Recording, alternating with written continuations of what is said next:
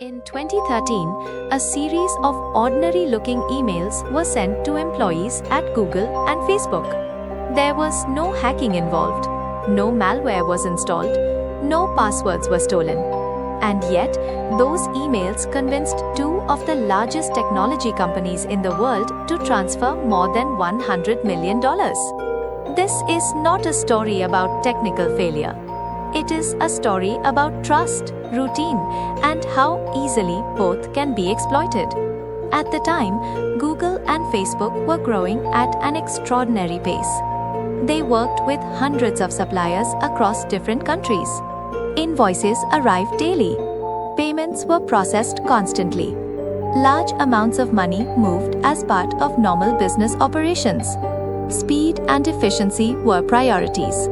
Verification often relied on familiarity rather than scrutiny. This environment created the perfect conditions for deception. The person behind the scam did not need access to internal systems. He did not attempt to bypass firewalls or exploit software vulnerabilities. Instead, he chose a simpler approach.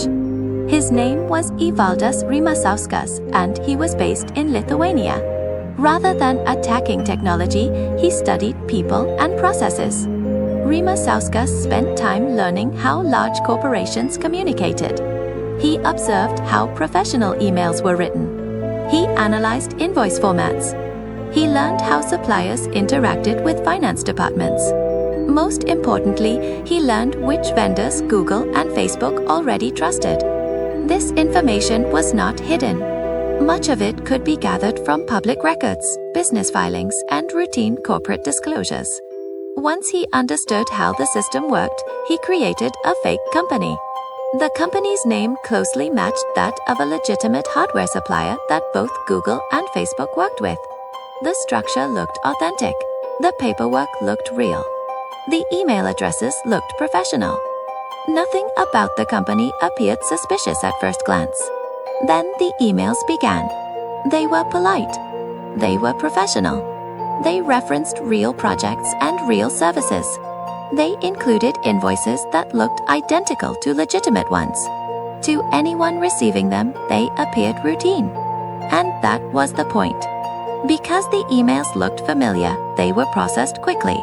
Because the sender appeared trusted, no one questioned the requests.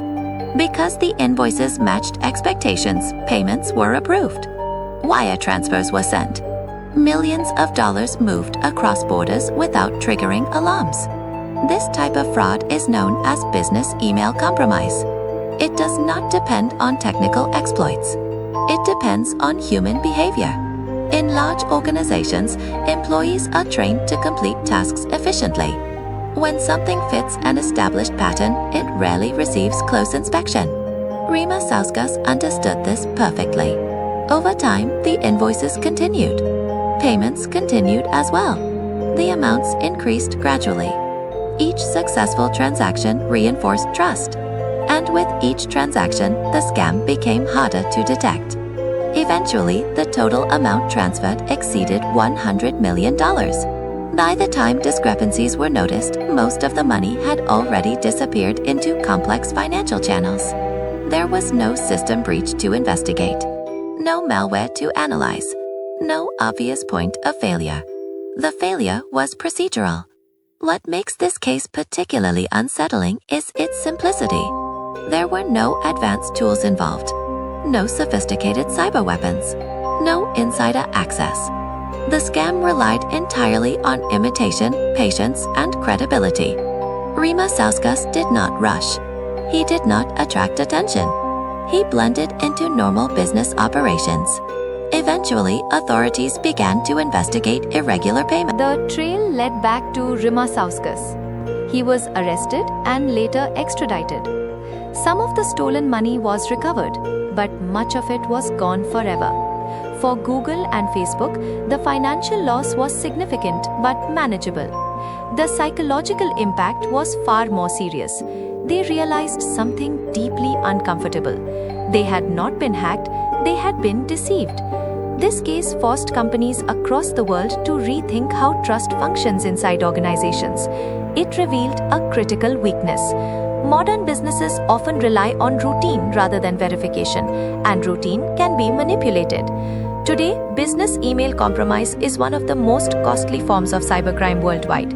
Every year, companies lose billions of dollars to similar scams, not because their systems are insecure, but because their processes are predictable. Scammers study patterns, they observe habits, they exploit expectations. What makes these attacks effective is how normal they appear. They do not trigger fear, they do not demand urgent action, they do not look dangerous, they look like work. This is why they are so difficult to stop. Security systems are designed to detect anomalies, but these scams avoid anomalies entirely. They hide inside normal operations. The lesson from this story extends beyond large corporations. Anyone who relies on digital communication is vulnerable. Emails are trusted because they are familiar. Invoices are trusted because they are routine. Authority is trusted because it appears legitimate. And trust, once established, is rarely questioned. Cybercrime is often imagined as a technical battle, but many of the most successful attacks are psychological. They exploit human assumptions rather than system weaknesses. In the digital world, verification often lags behind convenience, and that gap creates opportunity.